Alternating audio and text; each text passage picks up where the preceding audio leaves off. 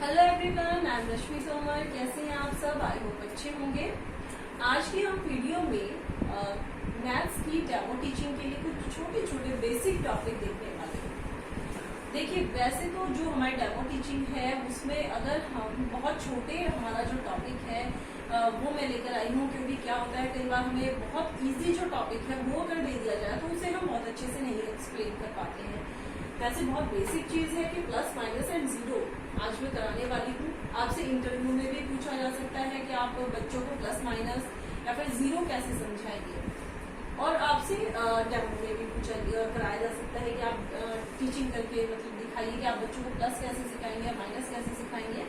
तो देखिए, सबसे पहले मैं आपको बताती हूँ जीरो को कैसे आप एक्सप्लेन करेंगे। जीरो बहुत छोटी चीज होती है, लेकिन हम जब उसे एक्सप्लेन करने आते हैं तो वो बहुत ज्यादा हम सही से नहीं कर पाते हैं, क्योंकि कुछ हमने बहुत दिनों से बहुत एक ट्रेंडिंग सा है कि हम बोल देते हैं कि कुछ भी नहीं, जीरो है, इस तरह से बोल देते हैं।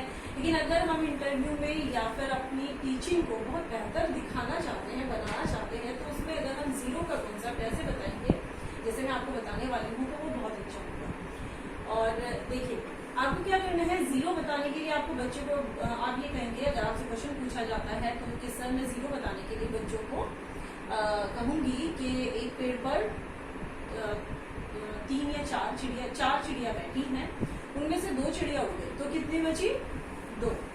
Very good. उसके बाद 2 चिड़िया थी, 2 में से एक को भूख लगी, वो उड़ गई, तो कितनी बची? 1। अब एक का अकेले बैठे बैठे मन नहीं लग रहा था, वो भी अपने दोस्त के पास चली गई, तो वहां पर कितनी चिड़िया बची? वहां पर एक भी चिड़िया नहीं बची।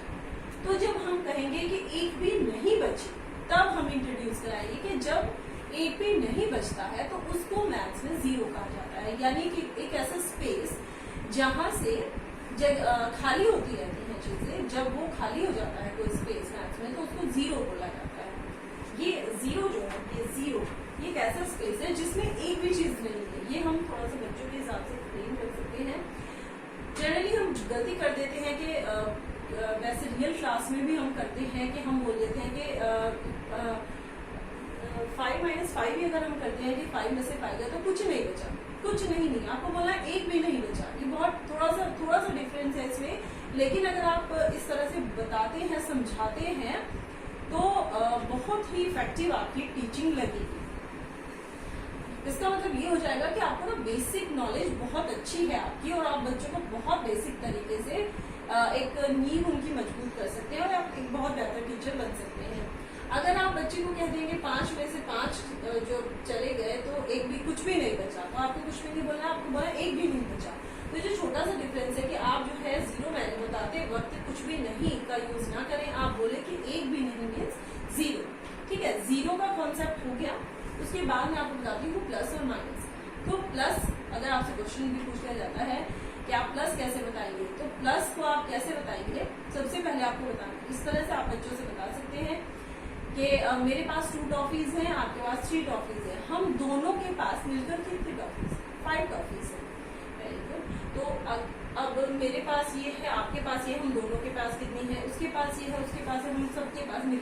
यानी कि बच्चों को हमें ये बताना है कि जब चीजें मिल जाती हैं, जुड़ जाती हैं, एक साथ हो जाती हैं, तो वो क्या होता है? जोड़ना होता है, जुड़ जाती है। अब हमने बच्चों को ऑरली बता दिया कि हम सब मिलकर जब कोई काम कर, चीजें हमारी इकट्ठी हो जाती हैं, तो वो जोड़ होता है, प्लस होता है, एडिशन होता है। लेकिन उसके बाद आप ये सब बताने के बाद आप मार्क को कि ये प्लस है, इसको इंट्रोड्यूस कराएंगे।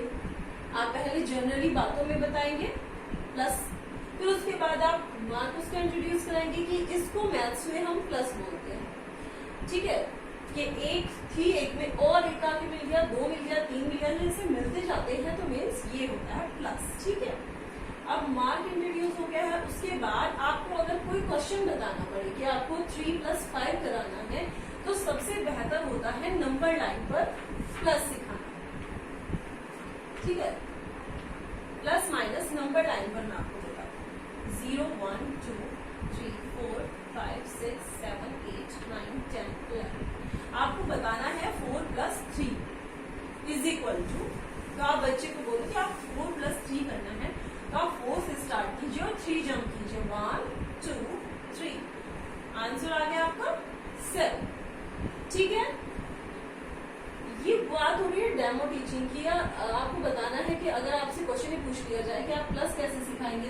आप जनरली बोलने के बाद कि मैं ऐसे मतलब जोड़ होता क्या है, प्लस होता क्या है, उसको बताने के बाद मैं उसके मार्क को इंट्रोड्यूस कराऊंगा, उसके बाद हम क्वेश्चंस पर आएंगे।